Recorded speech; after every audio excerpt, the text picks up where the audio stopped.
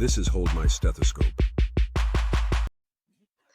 Hello, everyone. Welcome back. So, we want you to grab your stethoscope and listen in because today we're taking you behind the scenes of one of the most intense experiences in healthcare, Code Blue. It's me, Felicia. Hope everybody's had a great week. So, we've all been there. The alarms go off, the team rushes in, and for a few minutes, everything else just fades away. It's organized chaos, it's emotions, it's teamwork at its core. So, before we dive in, a huge thank you to everyone who's been listening, watching on YouTube, and Yes. sharing Hold My Stethoscope. Your Yes, support thank you. means the world to us. Everything. We appreciate and we love you all, and we just want to thank you for listening in and We're holding very that appreciative and stethoscope, grateful. honey. That's right. Yeah. We are working right now on a way for you to send in your own nurse stories. Hopefully that'll be up in the next week or so. So maybe your Code Blue moment will be featured in a future episode. Oh, yes, that would be great. I would love to hear some different stories. Hey, perfect. Let's dive in. Let's do dive. it. All righty. So let's add some insight on the emotional and logistics side, the adrenaline, the communication, the calm leadership. Yep. And always remember there's always going to be that one person still trying to find the crash card. I'm going to need you all to know what the crash cart is on your floor. Okay? Please now. Going back to our previous episode, always be prepared. Always be prepared and don't expect your neighbor to know. I need you to know and share that info with the neighbor. All righty. So, Felicia, what do you think is one of the most important things to know or maybe establish when you realize you're getting a code blue? Because as ER nurses, we can prepare sometimes when we know we're getting code blue. So, how do you think? What's most important to me are the roles. It is important. First of all, I don't like a lot of people in a code if you don't need to be there. So we have specific roles. You have your compressor. You have the person that's giving your medications. You have the recorder. You have the leader. And then you have your airway, which hopefully if you're in a hospital setting is respiratory. Okay. So to me, if everybody knows their role and not more than one people are doing the same thing, that is very important to me. And that helps maintain and calm any chaos. Trust me, guys, I'm telling you, you can't kill them anymore. They're already dead. So when we get all uptight and all over the place and enraged, I know that anxiety comes in because it's a cold. We can't help it. But if everybody knows their role, to me, I just feel like the colds can run smoothly. Just knowing your role. Yeah, I Wow. 100% agree. I feel like that's one of the things, like when I teach ACLS, but in general, that Yes. you can tell like a code that goes smoothly versus a code that doesn't is because everybody, when they step into that room, knows what they're supposed to do. You Absolutely. get that like just chaos when you have everybody kind of coming in and stepping on each other and moving, or like nobody knows what's going on. And that just makes an Absolutely. already chaotic situation way more chaotic than needed. Because if you, like you said, know your role, you know what you're going in to do, and you stick to that role, that makes everything go so much smoother. It does. It really does. And I'm telling you, people, please try it. Get all the noise out, all those who don't need to be there. You don't need the lady from the cafeteria. You don't need EVS in there at that time. What you need are those people that we just discussed. Maybe a couple techs switching off with those compressors if you have it. If not, nurses, please know that you do compressions. Okay? That is very important to know. We do compressions. We may not want to, but you have to do compressions. So having those compressors, having that person that's giving the meds. Some hospitals have a pharmacist that's there, but listen, you need to know the medications in your crash cart. It's important that you know and that you are not dependent on someone else to know. Okay. The recorder. We don't need multiple people sitting up there recording. That recorder is recording everything. So we need that room to be as quiet as we can so that everybody can hear, so that they know when the medications are due, when it's time to check a pulse, when it's time to get back on the chest and do compressions. We all know these things, but the anxiety sits in and we just go off in a tangent and things just get a little crazy. So Yeah, please, I think that can be really difficult, especially as a new nurse, right? You don't know what you're you doing. And don't this is like an absolute like nightmare for you to be able to go into a code. And it can be really difficult because automatically like that fight and flight sympathetic nervous system kicks take in. in. It And does. you Right. really just get that like surge and you're like, I don't even know what to do. It's really important as you develop as a nurse, and I know this isn't something maybe so much on a med-surg unit, but I guess maybe just more in critical situations in general that you get better at learning to control that. Like you're still going to Absolutely. get that rush of like adrenaline, but knowing how to kind of maintain your composure and your calm. And like Felicia said earlier, at that moment in a code blue, they're dead. Okay. Like nothing that you're gonna do is gonna make it worse besides being so hyped up that it's affecting the team trying to do the job of saving the patient. So just And you know what? I will say this for our med-surg nurses, just because as an educator and having that opportunity to spend with med-surg nurses as well, even though my background is emergency Mhm. and I've now been the critical care educator, but I will say this, as a med-surg nurse, you do have a responsibility as well. It's your patient. Please don't walk out the room and leave it to everybody else that seems to be taking control. You know about that patient. You should be telling that story up to when this actually happened and you would know it. And not only that, you may not have to be ACLS certified, but you have to be BLS certified, meaning that you can do compressions. And honestly, you can learn all those roles if you really, really want to be involved. You can get your ACLS, not saying that your organization mandates that for your job role, but patients are going to pass regardless if that's mandated for your job role. So you as that primary nurse should want to know about like or what to do in a case when your patient codes. And that's just something that as a nurse that I feel very strong about. You know, you walking away is not okay. You know what a crash cart is. You grabbing that blood sugar. There are lots of things you as the primary nurse can still do, even though you may not be pushing the buttons on the life pack, but you still need to be there doing compressions, helping out in some way, because guess what? That's your patient. So that's me on my soapbox about that. Sorry. no, I like it. I mean, you're right. It is their patient. And, coming from, I mean, it's been 100 years at this point, but med surge, in the background, like you do know the patient and being able to help the code team is very crucial because like they said, they're coming in and they know standard, hopefully ACLS and what to do, but like giving the background helps to kind of determine why the patient coded and what efforts and interventions can be done to help save the patient. So you play a crucial role in that. The other thing with that is kind of talking back to even before this happens, especially probably in a floor situation, is really like we talked about it earlier, but like trusting your gut, your intuition. If your patient starts changing, like doing something, intervening Right. before they get to the point where they're coding, most hospitals and most facilities have some type of like rapid response or a medical emergency team. So don't be Right. afraid to use those people and those resources if your patient's just not doing well. Like, something's off, Absolutely. something's not working. Because the whole Absolutely. point of our jobs is to avoid patients coding. Like, we don't want Exactly. that patients coding.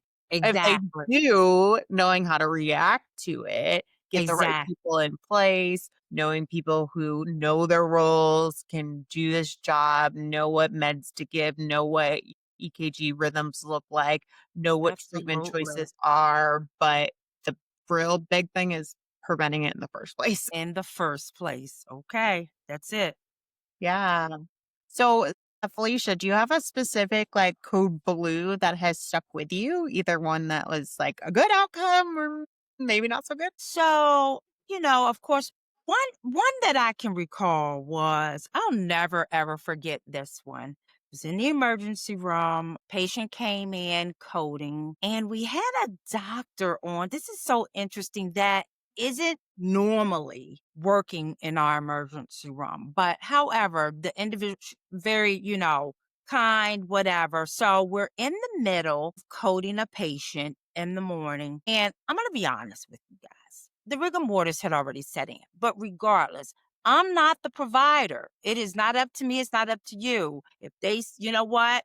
We're going to work on that patient. We're going to do those compressions. How many minutes we do compressions, everybody? We do them for 2 minutes. And then we need to look out for our friends that are doing compressions because guess what? It's exhausting. So we need to make sure that we are swapping out. But I remember this particular code going on. I felt like for hours, I know it wasn't, but it felt like it because I will tell you that the doctor left the room in the middle of us coding the patient and went to go see other patients. And at this time, we had a very, very knowledgeable nurse that was in the room who had a lot of experience in her background. And she was basically running this code. And then we were doing what she told us to do. Okay. I'm going to be honest with you. I was the charge nurse, but she was running that code. And we were letting her run that code because of her background. She was running the code, which as an ACLS provider, we all can. However, in a hospital setting, there's a physician there. We continued to run this code. Like I said, I felt like for hours, but I know it wasn't for hours. We waited for the family members to come there. And I don't know if any of you have experienced it, but there are physicians that would like to bring the family members in there to observe you doing compressions and doing everything that you can to save their loved one's life. I get it. Some people want to see it because they don't believe that you're doing everything you can. But this way, it shows them doing everything. But, there was no bringing this patient back. And we knew this. However, I, as the charge nurse, went back to the physician who was seeing other patients while we were still coding this patient to say, okay, it's been quite a while. What do we want to do? The family's here. The family is observing. Do you want to talk with the family? Do you want us to keep on? Because we are continuing to go through multiple crash carts at this time That's of great. medications. Oh, yeah. We were running out. And finally, I swear to you guys, it had to be over an hour and a half that we were running this code before she actually called it. And I would never forget that because I just felt like, what are we doing here? Like, what are we doing? Like, the patient had gone on, and we could see that. And there was no way that we could bring the patient back, even with all of the epinephrine that we were given, which sometimes can give that false, like maybe the patient's coming back. Like nothing out of about 4 crash cart that we went through brought the patient back. But what it did do for me was, I tell you what, I knew all those meds in the crash cart by the end of that one. And just keeping everybody calm, everybody in their role, making sure that compressions were still being done high quality. And that's what I remember most about the whole situation was that there was calmness in there. Everybody knew their role. Everybody listened to the leader. And although it wasn't what we wanted it to be, in the end, I still loved the teamwork dynamic that went into it. And we did give it our all to try to save that patient because that is always what we want to do. That could be one of our, and I will never forget that story or that day and how we dealt with that and that particular cold blue. Yeah. Yeah. How That's about you, great Brittany? Do you because have any? Mhm. I do. And I feel like as ER nurses, maybe, ICU or critical care also has, this maybe same or less, I'm not exactly sure, amount of codes. So, if you've been in the ER or ICU setting, you've probably seen quite a bit of codes in your career if you've been around for a while. So for things to be able to stick out to you, they've got to be some pretty good cases. Garbage. So that was a good one. I would say my story that I have was my very first pediatric code, and I will never forget it because it was probably the scariest moment in my life. And I was still a relatively newer nurse, so I was still up in New York, and I had only been a nurse at that point, or I'd been a nurse at that point, I think maybe 3 or 4 years, but it was my first maybe year or 2 in the emergency department, and we didn't see a ton of pediatrics, like, at that facility that I worked in. We saw a decent amount, not a ton, and this was she had to be under 2. It was a little girl. She had come in for some respiratory related illness, and at that point, like, I wasn't really comfortable with peds, and really, I don't think there might have been a couple few here and there at that ER, there was. And it wasn't my patient, but I was floating in the ER at that time. So I didn't have an assignment. So I was kind of like an extra nurse that was ability to handle things like this. So I remember it was like the corner room. The charge nurse at the time was actually had been my preceptor, and she knew I was floating. So she's like, come in and help. And they ended up like having to intubate the child because she wasn't getting better. She was going to get worse. They made plans for her to transfer to a children's hospital, which was like an hour and a half away. But they intubated her. And after they intubated her, you would hope things get better. Well, they didn't. She started coughing a lot, and then she started desatting, and she ended up coding because we couldn't figure out, like, get her oxygen, all of that stuff. Well, I want to say this was a good story because we were able to bring her back, but Oh, that was great. by far the scariest moment. Luckily, she already had IV access in her airway, was at least controlled because she had an endotracheal tube. Her breathing was not, and I'll get to why that was in a second. And she went into a asystole arrest, so what we didn't have to like do Oh, any like actual cardiovascular electricity but with her. right. We did end up giving her, I think, at least 1 or 2 rounds of epi. But the reason she ended up coding, come to find out, is they were having after she had this, like, coughing spell when the ET tube was down, they were having trouble. Well, comes to find out that they had and at that time, it was more common, like I said, I've been an ER nurse for, like, over a decade now, to use uncuffed ET tubes in Yes. pediatric patients. So she had an uncuffed tube in, and when she coughed, it slipped into her right Oh, main stem, or is up to like it slipped out of place uh-huh. regardless. I think it was her right main stem. So they're having trouble bagging her because of that. Right. So it took a while for that kind of realization, like, why isn't it bagging? What's going on? Like that whole thing. So she ended up Right. being hypoxic and then went into cardiac arrest. And it wasn't until like they were able to kind of adjust the ET tube and kind of like make that situation better that we were able to bring her back and get her officially finally ready to be transferred, kind of stabilized again and ready to be transferred out. But that was so scary. I remember at some point he was like, where's the mom? We need to tell her this isn't looking good, like all of this Oh stuff. And my it was God. so scary because also at that moment, like I was the one actually like recording and doing the med or the like monitor at the same time. And it was just like I was just like, it was terrifying because you saw this baby's stomach like blowing up. So it might have actually been in her esophagus.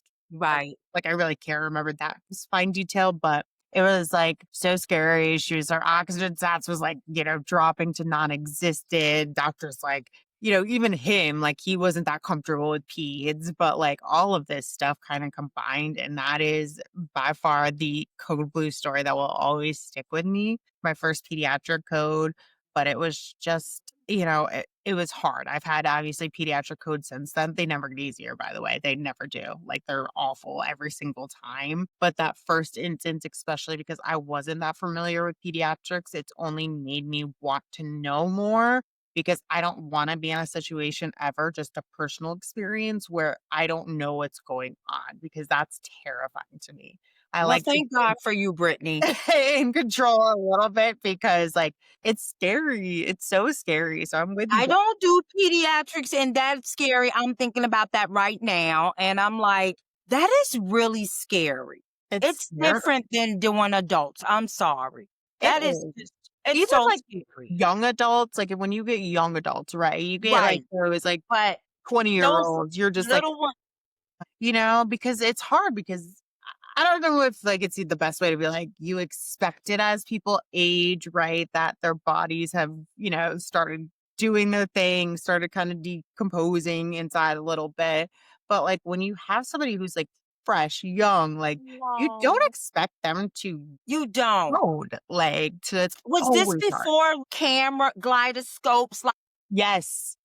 Yes, I remember very specifically, we did not have a kaleidoscope, and right. it was like like I said, Old like, he was school. a great provider, the doctor, he was very knowledgeable, like, but he wasn't I mean, it's a two-year-old airway, like Anthony talked Right. about in our last episode, like, those things are hard, they're so tiny, so you have to be Oh, experienced with it, and if you're a right. provider that's not, like, he intubated her okay, like, he did great because he Right. actually the first time intubated her, it was just a matter of her coughing a lot and the tube moving, but Yes, still, it's absolutely. so scary. That is very scary. I'm so that Yeah, is she very was on, like, scary. also, like, like, vasoactive medications and, like, everything in pediatrics is weight-based, so then trying to have to kinda manage, like, that stuff. It was a lot, but I That's a learned whole 'nother thing. so 'Cause much for yeah. all weight-based, and that is not I'm used to them being like, "Okay, 1, given the 1," Yeah, whereas when you're dealing with pediatrics, you have to look at the weight of that baby, that kid,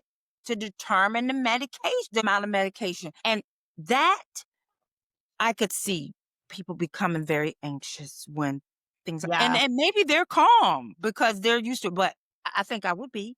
I know I would be just because there comes, a lot with that That's like one of those situations where I say, like, we have to try to learn to, for the most part, kind of control our sympathetic control. nervous system. But like, even in those Absolutely. situations to this day, like, I'm definitely Absolutely. way better because I've had a lot more experience. But like, those still like get your Yes. adrenaline pumping, and it's hard to overcome that because Yeah. I feel like, and maybe this isn't the right thing to say, but like, it's more and that's probably not the right term to use, but you feel that, like, overwhelming sense that, like, you have to, like, save this patient, like, not That that and like I said, that was probably not the right wording, but it's like, but there's that more innate, like, there to is. control it because it's so like, more it's stake, I It guess. is. Absolutely. I I can't think agree. of a better Agree. term. I agree. I agree. Yeah, So sorry. that moment Mhm. when that monitor goes flat, like, what's your first instinct? Like Like, that's a question for everybody, but what's your first instinct? it was like, holy like, okay, what do we do now? Like, truly, like, in that moment, it was like, what do we do now? Right. Now, at this point in my career, like, I've experienced a lot more. I've done a lot more, and I obviously know a lot more. So, in that instance now, where it's like, okay, you could also see a lot more Yes. now, like, now that I'm looking back at it, like, the oxygen's dropped, like, she's not, easily able to beg. Like, we kind of saw those things, but didn't piece Right. them together in time to be able to realize what was happening. Now, Absolutely. I think looking back, like, I could be like, "Okay, well, like, let's go back to the dope mnemonic." So if you guys don't know the dope mnemonic, that's one for either endotracheal tubes or for chest tubes if something is not working, right? So the dope stands for D is for displacement. Mhm, Is the ET tube displaced out mhm, of its proper area or is the mhm. chest tube obstruction? That's So is there like a mucus plug or something that's obstructing the flow of the mhm. oxygen? P is for pneumothorax because sometimes what can happen is when they intubate and we're ventilating them, if we do too Their much lungs. positive Mhm. pressure, we could actually kind of pop the lung Yep. and get a pneumothorax. And then E's equipment is looking at like Your your equipment. ventilator or any of that stuff to see if there's an actual issue with the equipment itself. So, once Absolutely. again, now I know these things. And that's why I encourage everybody to like to get as much knowledge as you can because it helps. Like, you can go back and be like, somebody told me something once. It's like way back here. Yes. But like in those moments, sometimes that just comes out. And the Mhm. more you can give yourself the knowledge and the ability to know, like, the better off you'll be. So I'm a Absolutely. huge fan of just like continuous lifelong learning. Nobody knows everything. Absolutely. You got to I challenge agree. yourself to continue to grow, learn, and just kind of keep up with things because things change all the time in medicine. Absolutely, absolutely. So we all go through these type of things as nurses, no matter Yep. what unit you work on, right? Like you get, it's just a lot at some point. So because we're so anxious and everything, and it's a lot of adrenaline that comes with it. How do we calm down emotionally after a cold? Well, That's the question. that's a great question, Felicia. I would say nowadays, I feel like if I'm in a situation, maybe a lot of experienced nurses kind of feel like this. And I'm not saying that it's right or wrong, but if you've been through it enough times, I also feel like, debriefing is a huge thing. Absolutely. It's like, Talk about it. don't do it enough, like, to be truthful, is to kinda just take that moment to be like, "Okay, is there anything else we could do? Anything else we could have done? Like, Absolutely. did anything go, bad? What can we improve on for the What future?" can we improve? Looking at that, but also now, like, hopefully you go in knowing that you did the best you can, and you can Absolutely. come out kinda having that, like, peace to be like, "We really did everything we could," and, like, take a moment, take that deep breath, and just kind of, like, move on, and I don't know if that's a good thing or a bad thing, but ER nurses are notorious for that. But we are because that's how we cope.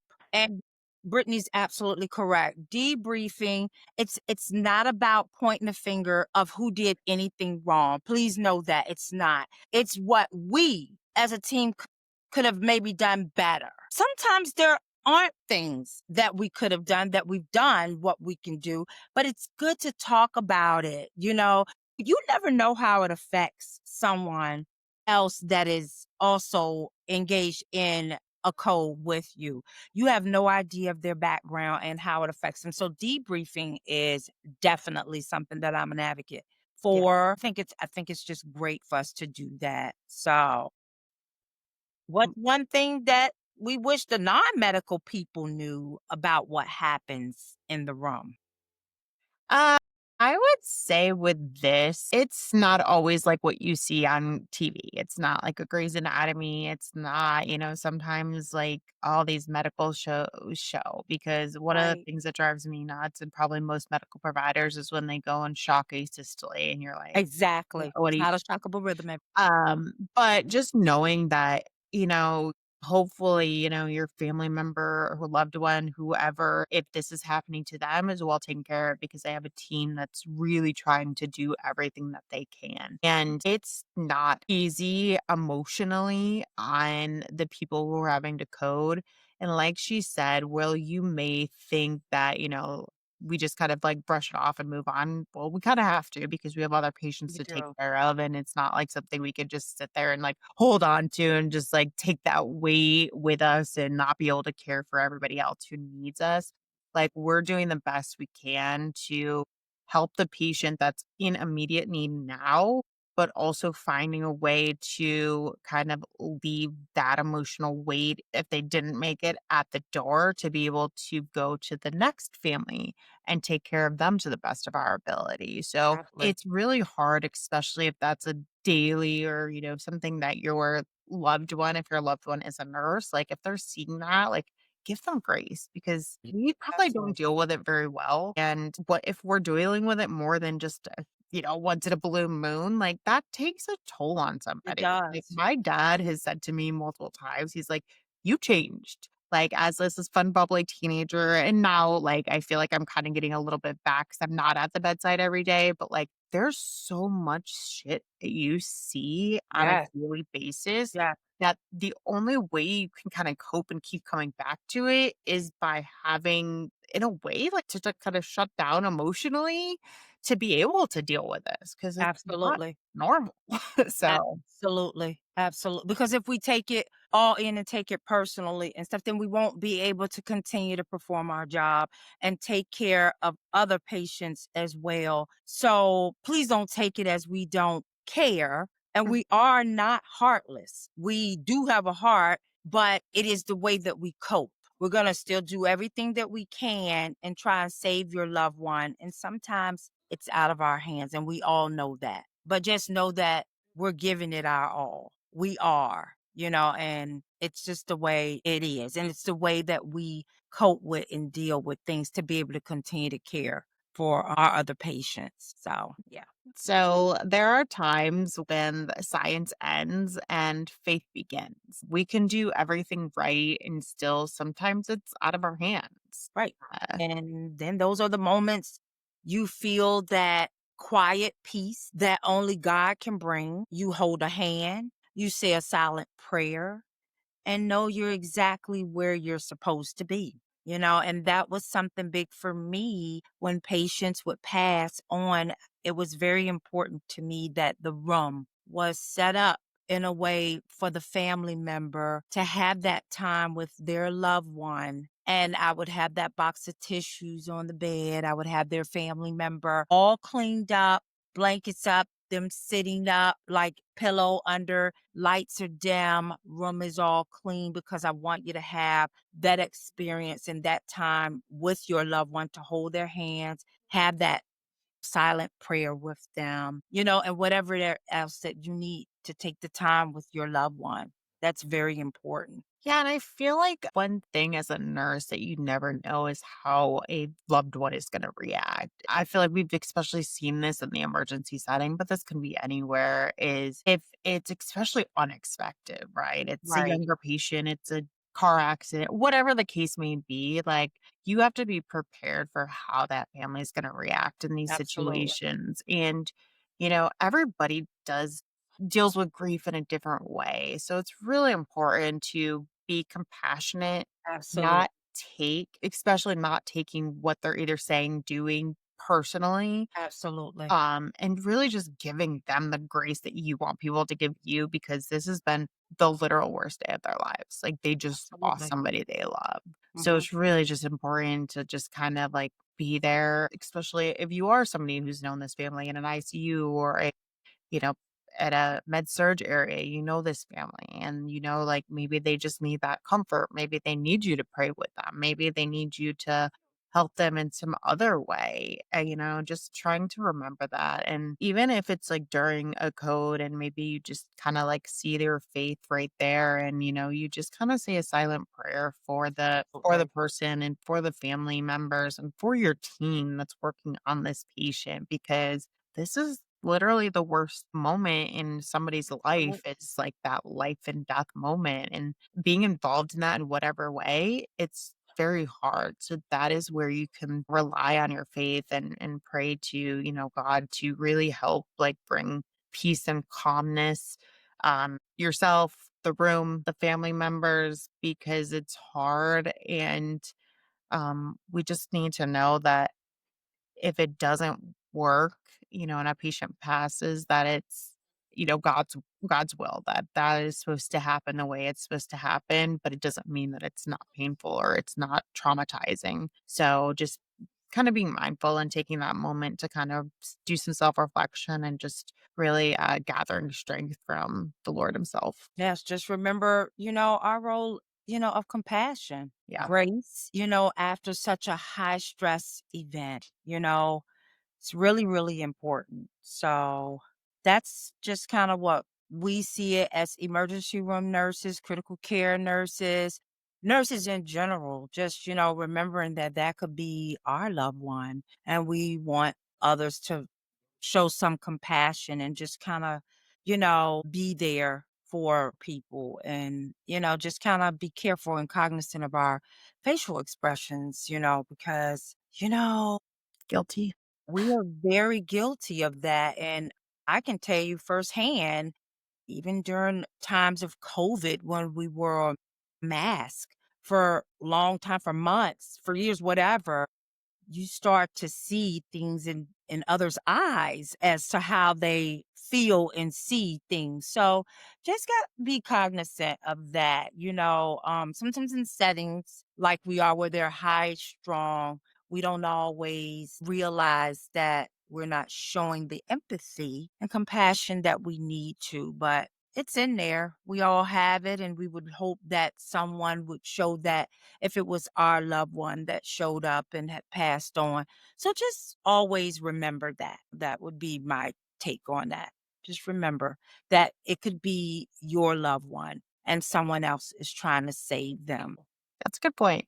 It's a good point because sometimes, I feel like we may not know what emotion to express. So we don't express any emotions. We're just kind of like flat and Right. emotionless. And that's kind of a lot of times a very defensive mechanism. But just trying to remember, yeah, to be empathetic. So, all right, let's go into a couple like educational pearls related to code blues before we get to our one of our favorite segments of dropping our stethoscopes. Hey, it's for nurses and for students. Yeah. So we kind of talked about this a little bit already, but what do you think are some big kind of key takeaways here? That early recognition, Mm. it does save lives. Knowing those ABCs, your airway, your breathing, your circulation, and trusting what? Just like we said the last episode, your gut. Always trust your gut. Yeah, I also think, like Felicia said, it's really important, if that is something that you're uncomfortable with, is to try to do some research and some, fact finding missions on yourself. Know where your crash card is, know what meds are included in them, know, what resources that you have, really just knowing also preparation, like we talked about who's gonna do what. Like, if there's a code that's coming in, like, I feel like a lot of times, maybe in ER setting, it's kind of an unspoken thing. You just kind of know what's gonna happen. But if it's not, if it's a med-surg unit or, whatever Well, the care situation unit, is, whatever. yeah, have a plan. Like, plan for the worst. If you what do they say? Prepare for the worst, hope for the best. So, Absolutely. if you're prepared, hopefully you're warding off those evil spirits. But it comes from Because solid what? The best codes come from solid team work. yes. Teamwork, Sure. okay? So Totally agree. documenting fast, debrief often. That is the main thing, like making sure that you debrief, take a breath, self-care after intense cases is also non-negotiable. All right, people, You have to self-care. take care of yourself before you can take care of people. Because if you get burnt out and stressed out and just your, compassion fatigue and all of those things, like you're not going to be able to give your best self to, your patients or even bring your best self home. And like you have to live with yourself every day. So you got to find ways to be able to kind of cope with this and being able to deal with the hardships. So giving yourself that grace, finding out how you can kind of decompress, what works for you best, and just having a moment, whether it's your faith, your family, your friends, whatever that might be for you. All righty, everybody. So we know what time of the day it is now. All right. It is time for dropping our Drop a that stethoscope. stethoscope. We are bringing some real world talk, remembering that calmness really saves chaos. So when everyone around you looks panicked, remember to kind of be that one that takes a deep breath and leads with purpose. I feel like it took me a while when I first got into healthcare to be able to manage that, where, I finally had the knowledge and background and all of that stuff to be able to be that calm force in the face of chaos. But even in my daily life, it's only been, the last, I feel like, few years where I really stopped maybe doing some of the unhealthy coping mechanisms in my life. I really turned to God, and I feel like since then, my trajectory in life has really taken a different turn. It's really been able to help me, deal with some of the chaos that is just life. Because I mean, it's so hard these days. Like, we've talked about this, personally amongst us, but just how tough it is this day and age. Like, you're dealing with family stress, you're dealing with personal health stress, you're dealing with financial stress, you're dealing with all these kinds of like chaos and forces around you. And it can be so hard to like not let that get the best of you. And I will tell you firsthand, it sometimes does get the best of me. And I need those moments of like rejuvenation to kind of get myself back to a good place. But I would definitely say that, my drop the stethoscope moment here has been, really being able to tap into my higher faith, being able to find a better outlet, a healthier outlet. Like we said, I'm, kind of on my own health journey right now to be a better version of myself. Because, at the end of the day, like, I want to lead my life according to God and his teachings. I want to be able to go to the gates of heaven and say that, I've done my part in this world to make it a better place. I want to lead by example by being healthy and being, happy. I'm not always healthy and happy, but I'm trying because I really Absolutely. want to lead my best life and lead by example. And mine, knowing that you're doing your best, even when the outcome isn't what you'd hope for, and that what you've done, is enough. God sees your efforts and he sees your heart, and everybody knows what I am currently going through. And they say, how are you so positive, through this? But really, it's just not in me to be negative anyway, but is that really going to make the situation any better if I'm not being positive? To me, my positive outlook will determine the end results of this whole thing for me. That's how I see it. I don't feel sick. There's not a day that goes past that someone says to me, this morning I went to have radiation done. I've started my radiation for those who didn't know. Today was the fifth treatment. And the lady who checks us in the morning, she goes, oh my God, here's that ray of sunshine, Aw. which really, really just brightened my day. This is at 8 o'clock in the morning. And so she goes, you know what, honey, you don't look like you belong here, and I'm like, that's the look that I want to have. Like I don't belong here because I don't belong here. I mean, honestly, I am like going through the motion here, but you know what? I don't feel sick.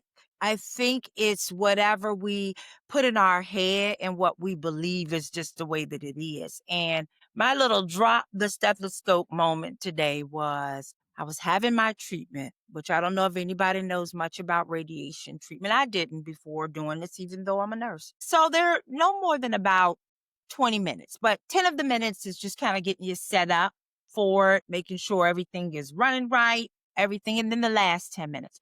So a lot of it has to do with holding your breath. So they give you this little, like, it looks almost like a little iPad that sits above you. And then you need to take in a deep breath, but you need to keep the deep breath into the little green box. So me being the person that I am quite competitive. So my goal is to try and hold my breath while they get through one whole session of the machine just going around. You have to know how the machine goes around.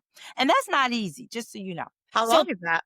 huh? How I long is don't that? know how long it is. I Oh. actually asked the tech today if he could time. He goes, when you come back next week, I'm timing. So because he said this because he says, I don't know how you hold your breath that long. I try to hold my breath along with you and I couldn't do it. And I'm like, really? He's like, yes. And I'm like, well, honey, there's a story behind that. And he goes, well, what is it? And I go, I was watching a Lifetime movie years ago and they were underwater. They were stuck underwater. And I remember saying, oh my God, they're going to die because you can't hold your breath that long. So I was like, I am going to learn how to focus on holding my breath. I don't know why, but I did. Well, lo and behold, who knew that I would need to be holding my breath during radiation? And let me tell you, I do believe this is why when I get there, they call me back so quick. I could barely get my jacket off before they're like, send her in, have her change her clothes, whatever. I was like, it's probably because I hold my breath and get the test done like that. And it's almost like a little joke to me now because it's my goal to sit there and hold my breath while this machine is going. I don't know how long it's taking for the whole. It looked like 3 or 4 parts of this machine is going around. You're in like not a CAT scan Uh-huh. because it's more open, but there's like different things going around. And they tell you, they've said to me several times, take a breath when you need to. And I'm steady holding it. I said, they probably like that girl's probably blue over there. But nope, I'm not because I haven't quite made it all the way, but I'm almost there. But And did they're you say like, it 10 minutes? no, not the whole 10 minutes. You're doing a lot of like deep breathing. But Damn, But girl. still, while the machine is steady going around in one cycle, the guy is like, "How are you holding your breath?" Now, you radiation therapists out there are gonna understand exactly what I'm talking about. I mean, I think if somebody would have explained this to me before doing it, I'd probably be like, "What in the world?" But I'm telling you, it is like, for me, almost like competition with myself to see how long I can sit there and hold my breath while the thing is going before they tell me, okay, you can go ahead and let it out. Like they'll say to me, you can take a breath whenever you need to, and I'm still holding it. It is just, Okay, go back to the I don't know story what it though, like, is. how did you train yourself to do that? I just started holding my breath, like literally like holding my breath. And I don't know how to, it's so weird because it's not like I'm out there swimming. Okay. But for some reason, I can really hold my breath. And I knew it.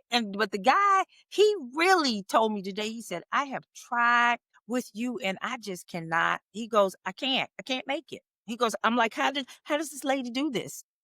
See, that was, like, almost maybe God preparing you back then for this moment. I Like, feel like crazy. it.